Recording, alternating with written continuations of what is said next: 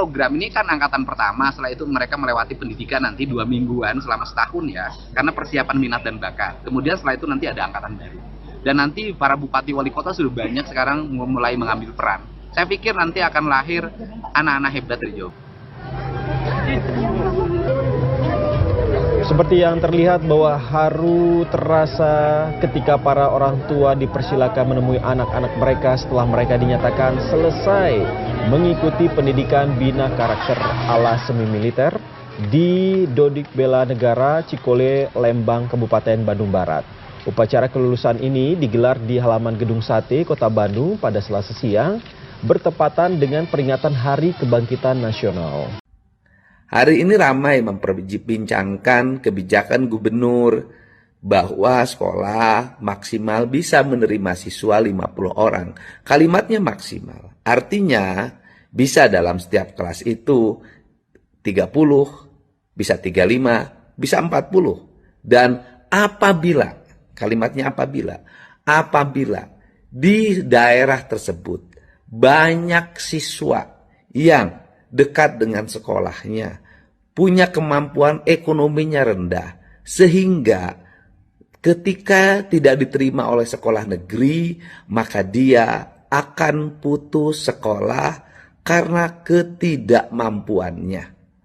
Tidak mampu itu bukan hanya tidak mampu membayar tiap bulan, bisa saja dia bisa membayar tiap bulanan karena tidak begitu mahal.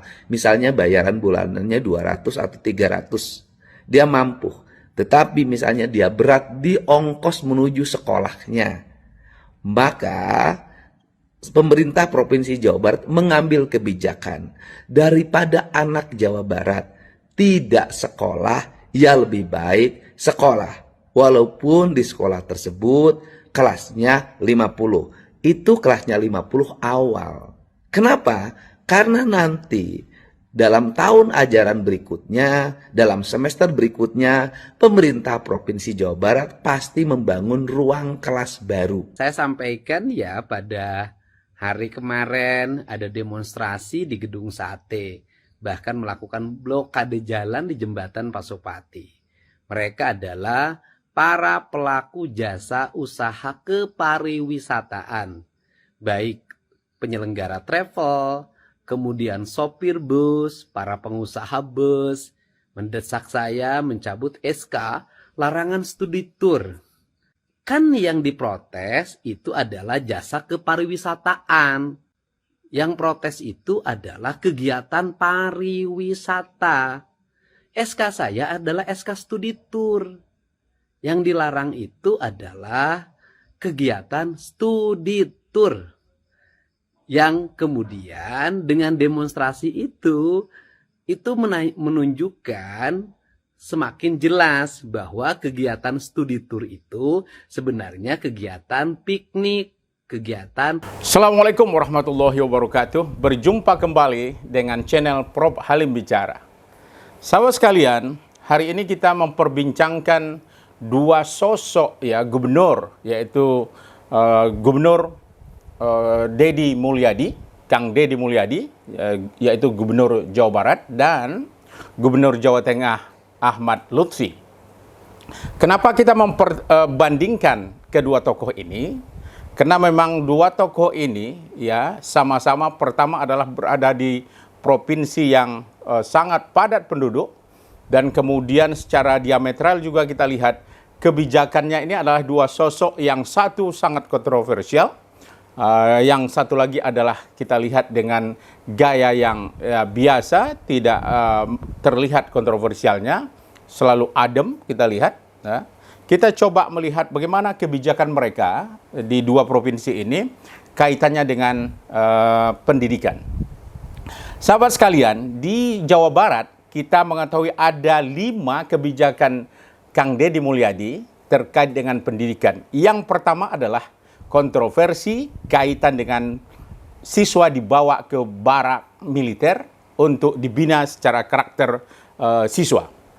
Yang kedua adalah kaitan dengan pembatasan ruang belajar atau rombel, ya, yaitu 50 siswa per kelas. Yang ketiga kaitan dengan larangan studi tour yang diadakan sekolah. Yang keempat, kaitan dengan pengaturan jam masuk dan jam malam pelajar. Dan yang terakhir adalah larangan PR bagi siswa. Ini 5 ya, kebijakan yang diambil oleh Kang Deddy Mulyadi untuk membangun ya, sistem pendidikan di Jawa Barat. Nah, bagaimana nanti kaitannya dengan kebijakan Jawa Tengah? Sahabat sekalian, tentu kita ingin memperbandingkan bagaimana Gubernur Jawa Tengah, Ahmad Lutfi, yang kita kenal dia adalah seorang birokrat, mantan Kapolda Jawa Tengah, tentu berbeda dengan Kang Deddy yang lebih banyak ya, pengalamannya di bidang kemasyarakatan dan juga termasuk mengelola sebuah pemerintahan di tingkat kabupaten. Pertanyaannya adalah, sahabat sekalian, siapa yang paling unggul untuk mengurus pendidikan dan siapa yang kemudian dianggap lebih berpihak kepada rakyat? Kebijakan kontroversial Kang Deddy yang kita kenal keras, pro rakyat dan kontroversial, dan bagaimana pula kebijakan Gubernur Jawa Tengah yang kita akan lihat dari 5 hal tadi. Yang pertama, sahabat sekalian, tentang kebijakan barak militer untuk siswa bermasalah. Ini adalah produk pemikiran dan gerakan KDM. Ya, KDM memilih ya mengirim siswa-siswa yang bermasalah, yang suka tawuran, merokok, kecanduan game, dan perilaku negatif. Lalu KDM mengadakan pembinaan karakter ini dan mengirim mereka ke barak militer, ya, dikerjasamakan selama 1 minggu dengan persetujuan orang tua dan sekolah. Dan peserta didik, ya, kalau kita lihat dari hasil latihan ini, ternyata sahabat sekalian mereka merasakan dan mendapatkan pengalaman baru. Dan tidak satu pun kita dengarkan ada protes dari ya siswa yang mengikuti program barak militer ini. Bagi mereka dengan penuh tawa dan penuh keceriaan, sehingga mereka betul-betul ya menganggap ini adalah sesuatu yang positif untuk mendisiplinkan mereka dan membangun karakter mereka. Namun sahabat sekalian, kendati demikian, program ini mendapat ya kritikan dari Komnas HAM, Hak Asasi Manusia, KPAI, dan imparsial karena dianggap ini ada kesan-kesan militeristik dan berisiko punya traumatis kepada siswa-siswa. Nah, sahabat sekalian, kekhawatiran ini belum terbukti dan bahkan belum sampai saat ini belum ada keluhan dari siswa dan juga sekolah maupun pihak orang tua. Nah, kita lihat pula, sahabat sekalian, bagaimana Gubernur Ahmad Lutfi. Ahmad Lutfi tegas menolak program barak militer. Bagi Ahmad Lutfi, program ini adalah program yang tidak cocok untuk diterapkan di Jawa Tengah. Bagi Lutfi, ada alternatif lain. Bisa melalui OSIS. OSIS ini adalah organisasi intern siswa, kemudian ekstrakurikuler yang diharapkan bisa membentuk karakter building. Bagi Lutfi, ya, siswa yang di bawah umur ini, dia bisa dibina, dikembalikan ke sekolah untuk dibina, dan juga kepada keluarga. Tetapi jika sudah berlebihan, Lutfi mengatakan siswa seperti ini bisa dilakukan penegakan hukum secara tuntas. Nah, ini menegaskan ya bahwa Lutfi tidak memerlukan program barak militer sebagaimana KDM. Ini adalah dua sosok yang secara diametral berbeda dalam program barak militer untuk siswa. Sahabat sekalian, sekarang kita lihat yang kedua, kebijakan maksimal rombongan belajar, ya, 1 kelas 50 siswa. Ini digagas oleh Kang Deddy karena memang ada masalah yang lebih serius dan darurat harus dilakukan, yaitu untuk mengatasi ya putus sekolah di kalangan siswa. Menurut Kang Deddy ada 47.000 ya siswa yang putus sekolah tidak melanjutkan ke SMA maupun ke SMK. Meskipun ada aturan 36 maksimal 1 kelas, Kang Dedi sebenarnya membaca peraturan Permen Ristek Dikti, ya. Jadi beliau mengatakan, ya, aturan kementerian ini tidak melanggar karena memang ada hak otonom, diskresi yang bisa dilakukan oleh gubernur, ya. Ini suatu alasannya. Jadi Kementerian Dikdasmen, ya, misalnya mengatur hal ini, tetapi Kang Dedi melihatnya ada ruang yang dapat dilakukan sesuai dengan fungsinya dalam pemerintahan administrasi daerah. Sahabat sekalian, kalau kita lihat kebijakan rombel ini adalah sangat mendapat sambutan positif dari siswa yang tadinya mereka bermimpi untuk bisa sekolah di negeri, sekarang terwujud. Dan akhirnya sahabat sekalian, dibangunlah sistem ini, ya, dengan penerimaan siswa baru ini, dan akhirnya mereka bisa diterima secara baik, dan sebanyak 38 sekolah yang menerapkan ini. Dan akhirnya mereka sangat menyenangkan hati mereka dan juga pihak orang tua. Meskipun sahabat sekalian ada kritikan, dianggap bahwa Kang Dedi ini, ya, tidak mengerti tentang bagaimana pendidikan yang baik, bagaimana yang seharusnya dalam pembelajaran. Tapi hal ini di lapangan sahabat sekalian, secara fisik, secara infrastruktur, sekolah ternyata bisa mengakomodir dan bisa menyesuaikan dengan peraturan dan kebijakan Kang Dedi ini. Mereka tertampung di kelas secara baik, ada AC, ada infrastruktur, dan kalau kita lihat, ya, laporan dari Kepala Dinas Pendidikan, ya, Pak Purwanto, mereka justru kita lihat dapat belajar secara baik, tidak himpit-himpitan, tidak berdesakan, dan guru juga masih layak. Nah, disinilah sahabat sekalian beberapa kebijakan yang diambil Kang Dedi, termasuk pada tahun ini ada pergeseran anggaran yang membangun sekolah baru, yaitu 13 sekolah baru pada tahun 2025 dan 50 sekolah baru nanti untuk SMA dan SMK pada tahun 2026. Jadi artinya tahun 2026 akan bertambah lagi, ya, sekolah baru bagi anak-anak yang tamat dari SMP. Nah, ini artinya langkah darurat yang dilakukan oleh Kang Dedi dalam mengambil kebijakan 50 maksimal dalam satu kelas ini bersifat sementara dan darurat. Dan akhirnya saya pikir ini mendapat respon positif dari orang tua, siswa, dan guru. Dan tidak ada siswa yang protes. Tidak ada juga protes dari sekolah, dan tidak ada juga protes dari pihak orang tua. Bagaimana dengan kebijakan Ahmad Lutfi? Lutfi tidak menerapkan kebijakan ini. Karena baginya dia menaikkan jumlah per kelas secara drastis. Ini adalah langkah yang salah menurut beliau.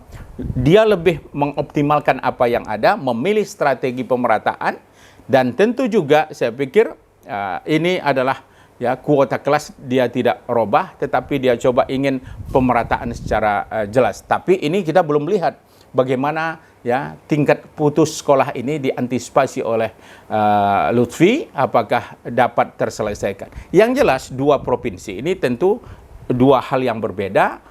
Tidak bisa selalu kita katakan pendekatan yang sama cocok di daerah masing-masing. Jadi juga kita barangkali di sini nanti akan diuji apakah Lutfi berhasil menyelesaikan masalah putus sekolah. Sahabat sekalian, yang ketiga adalah larangan studi tour, ya. Kang Dedi jelas mengatakan bahwa tidak usah dibisniskan studi tour kepada siswa. Siswa tidak untuk lahan bisnis. Maka dia stop itu karena apa? Karena ada dampak, ya, dampak ekonomi bagi keluarga yang tidak mampu atau yang miskin. Bahkan menurut Kang Dedi, ya, menurut Kang Dedi, banyak orang tua yang terjebak bank keliling, bank yang kita kenal dengan bank emok, yang dianggap bunganya tinggi, ya, dan menjerat, ya, para orang tua. Jadi saya pikir selain itu juga substansi daripada studi tour bagi Kang Dedi ini tidak memberikan sesuatu yang positif, bahkan lebih cenderung muatannya adalah hanya jalan-jalan atau trip. Inilah yang diselesaikan oleh Kang Dedi, Ya, Kang Deddy tidak ingin anak-anak dipolitisasi untuk kepentingan bisnis. Nah, berdasarkan daripada survei, ya 89% sampai 92% orang tua mendukung kebijakan ini. Karena mereka diuntungkan, tidak ada kewajiban, tidak ada lagi mereka dihebohkan atau disusahkan dengan persoalan studi tur ini. Meskipun sahabat sekalian, pihak pariwisata menolak masalah ini, ya, karena bisnis mereka terganggu. Kang Deddy tidak menolak pariwisata. Yang ditolak adalah jangan manfaatkan anak-anak digiring dijadikan bisnis, lahan bisnis. Pariwisata penting didukung dengan melibatkan banyak masyarakat, memperbaiki fasilitas pariwisata sehingga masyarakat umum yang ingin berjalan-jalan, ya, menikmati indahnya Jawa Barat atau provinsi lain dapat dilakukan tanpa harus atas nama sekolah. Inilah yang menurut saya bagian daripada kebijakan dari Kang Deddy yang sangat pro rakyat, ya. Sahabat sekalian, bagaimana dengan Gubernur Ahmad Lutfi? Nah, Ahmad Lutfi tidak melarang kegiatan ini, jadi dia tidak melakukan kebijakan yang melarang anak-anak untuk studi tur, tetapi dia ingin, ya sahabat sekalian, anak-anak ini harus dievaluasi kembali, ya. Jadi saya pikir ini agak moderat cara dia, mulai dari keterjangkauan biayanya, kemudian keselamatannya, kemudian transparansi. Dan juga Ahmad Lutfi ini tidak ingin melarang. Jadi ini adalah mencari cara aman, ya. Dan menurut saya ini sesuatu yang, ya, tidak salah, itu adalah pilihan dia. Tetapi beberapa media sosial mengkritik praktik yang terjadi, ya, berkedok studi tur ini. Nah, ini nanti kita lihat bagaimana apakah Lutfi, ya, bisa menyelesaikan itu dengan baik. Yang jelas KDM, ya, bertolak belakang dalam hal ini melarang, dan jam malam bagi pelajar. Jadi ini agak kontroversial, ya. Nah, Kang Deddy melihat sahabat sekalian, anak-anak itu harus sekolahnya 6.30 untuk meningkatkan disiplin, ya. Sesinya malam juga diatur, jadi jam 21 sampai jam 4 subuh itu tidak boleh anak-anak pelajar, ya, berkeliaran di luar. Nah, kebijakan ini sebenarnya mendapat kritikan, ya, dari berbagai lembaga-lembaga NGO dan beberapa pengamat. Tetapi menurut saya ini adalah bentuk kecerdasan daripada Kang Deddy Mulyadi, karena juga sejalan dengan gerakan 7 kebiasaan anak Indonesia hebat menurut versi Menteri Pendidikan Dasar dan Menengah, Mendikdasmen Profesor Abdul Mu'ti. Sahabat sekalian, ada 7 kebiasaan anak Indonesia hebat menurut Menteri Pendidikan dan Menengah, Profesor Abdul Mu'ti. Yang pertama adalah bangun pagi. Jadi Kang Deddy terinspirasi juga dan sejalan, ya, tidak mesti kita katakan terinspirasi, sejalan dengan pemikiran Profesor Abdul Mu'ti sebagai Menteri Mendikdasmen, ya. Yang kedua beribadah. Jadi ini pembentukan kerohanian. Yang ketiga adalah berolahraga. Yang keempat adalah makan sehat bergizi. Yang kelima adalah gemar belajar.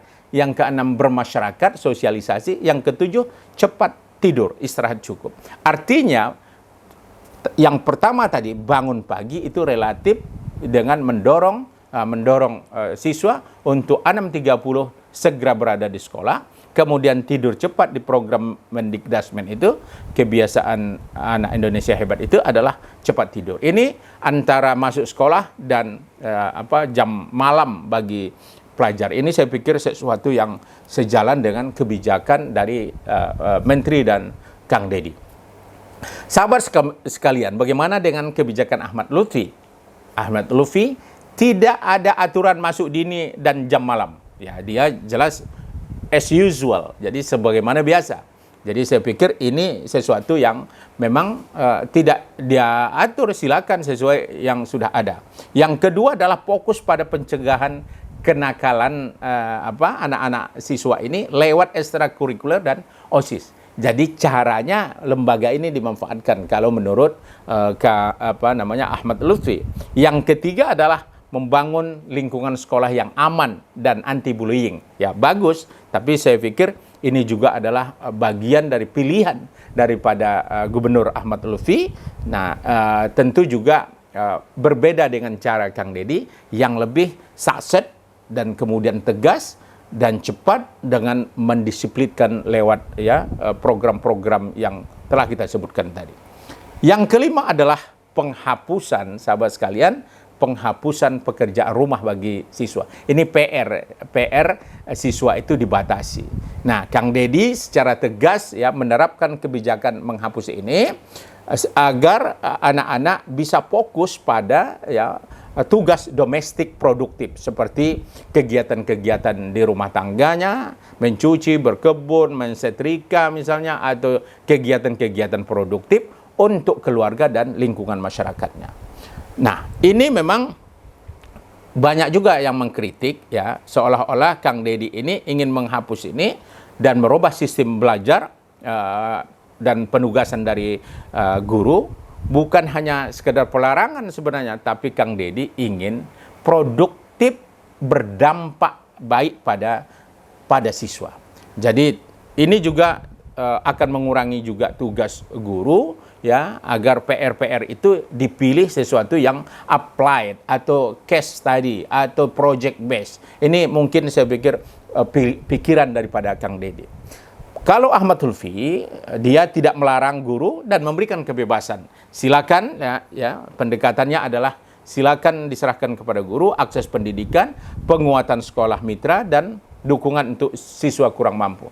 Jadi ini adalah kebijakan-kebijakan yang menurut saya dilakukan oleh Ahmad Lutfi yang bertolak belakang juga dengan Kang Deddy Mulyadi.